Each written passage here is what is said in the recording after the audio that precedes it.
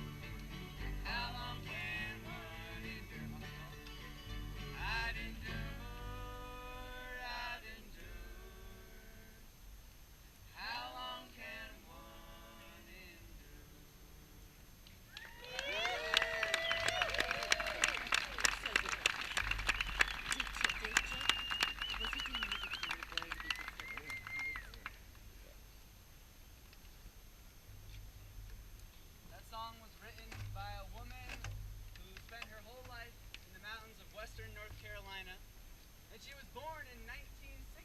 What do you know? And she wrote that song. Wait, Jack, what's so special about 1916? Well, that was the year that she was born. Oh, that's it? Oh, right. The centennial. What do you know? 1916. What a great year. Yeah. The wonderful musician Ola Belle Reed of North Carolina was born, and the Park Service was created.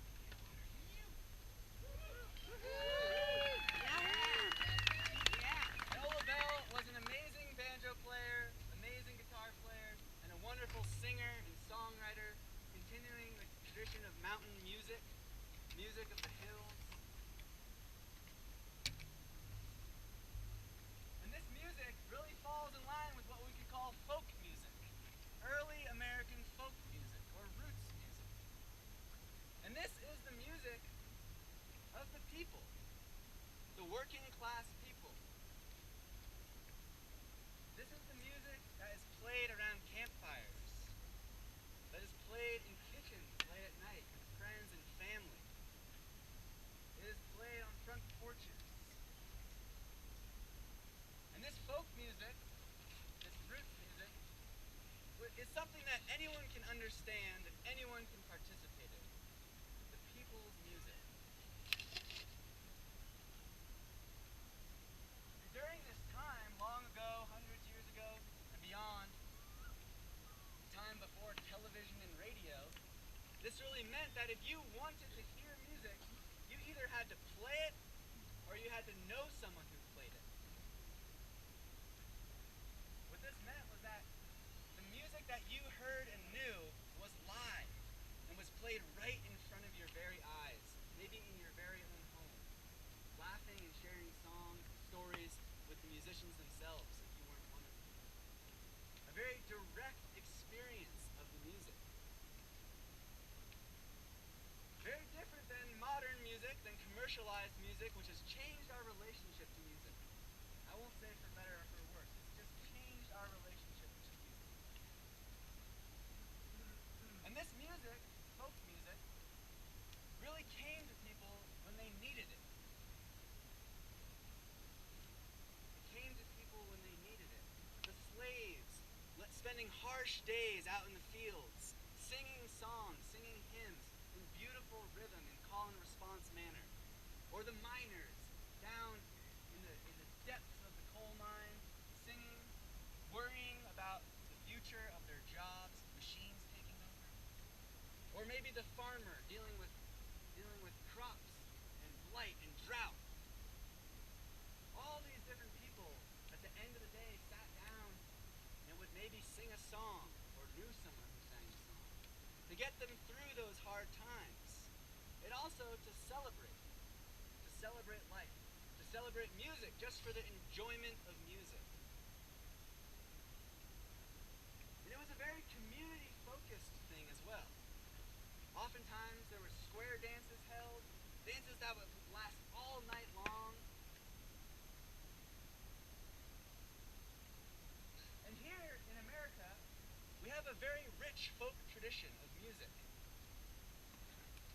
We have a very unique blend of cultures coming in here, settling, and creating many different styles of music. And all these styles lend themselves to the landscapes in which they were born out of. There's a very distinct regional styles of American folk music. Starting down in rural Louisiana, we have Cajun music. In the delta of Mississippi, we have the country blues. And moving up through the mountains of the eastern states, we have the Appalachian folk tradition. We have the jug band. We have Native American music. And we have old-time music. And in particular, with old-time and with many of these other styles of folk music, they were born out of isolation. These communities were very isolated from each other. They didn't have any contact with each other. And they were creating sounds based off their own community.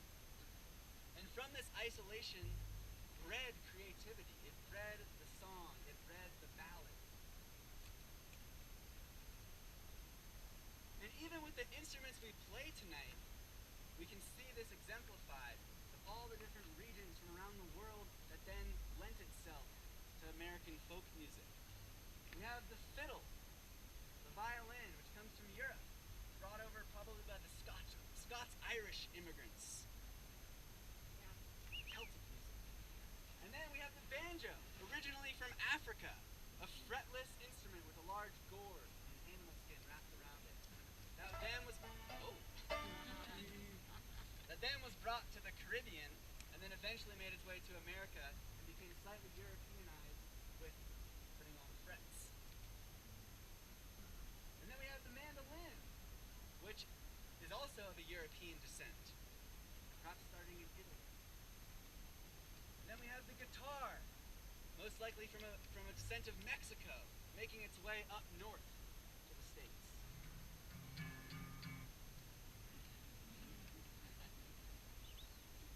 And then we have uses of the drum, the hand drum that was used by the Plains Indians here in America.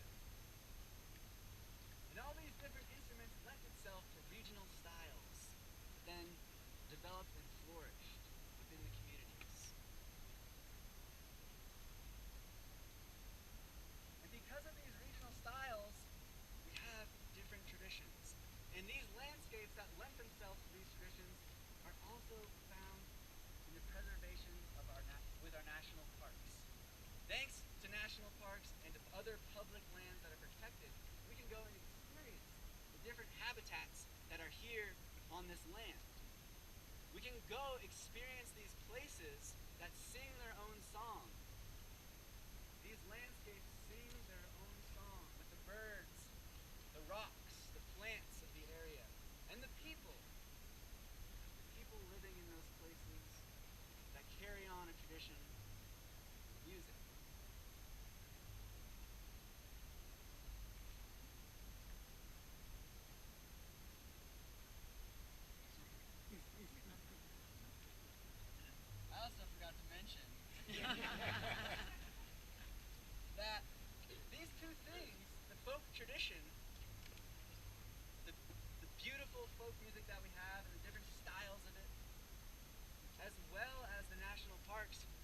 truly great American treasures.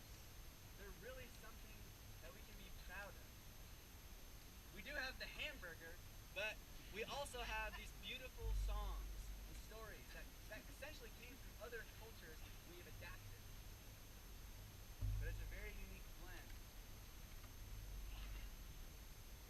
Great. Yeah, I'm going to play a song here that's from the blues tradition. And in this case specifically, we know that this tradition has, as Jack mentioned, kind of like the instruments up here, influences from African culture, influences from Scots-Irish culture, actually influences from Southeastern American Indian cultures.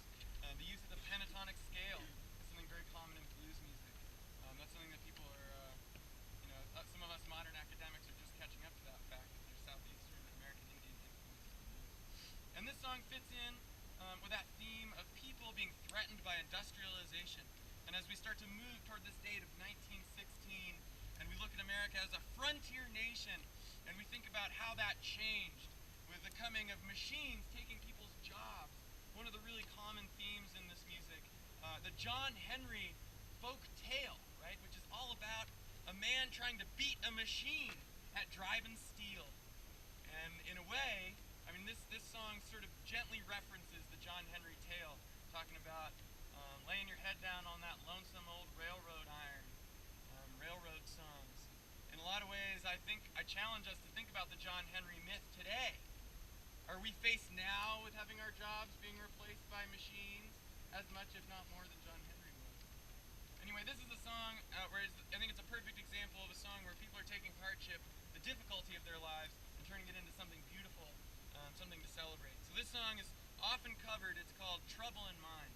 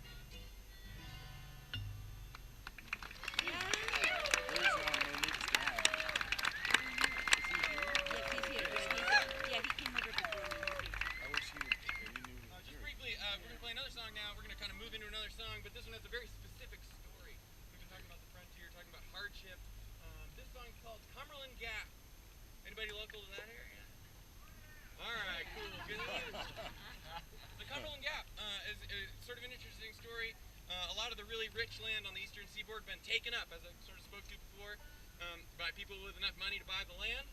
And so poor folks were sort of stuck out in the hills. And then it became known that there was this verdant, fertile area in what's now Tennessee and Kentucky. Big rolling hills, right?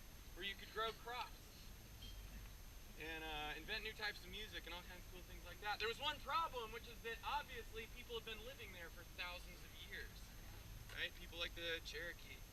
And so there was this one feature called the Cumberland Gap. And this area was a way that people could get into that verdant, rolling hills of Tennessee and Kentucky. And not only just cross the mountains on foot, but bring things like horses and buggies out there. Bring all your stuff. Move in. As I said, the problem was people were already living there. At that time, the president, Andrew Jackson, decided he would remove the Cherokee and other people living there, even though they signed a treaty with the U.S. government. And the Cherokee had enough foresight, they developed a written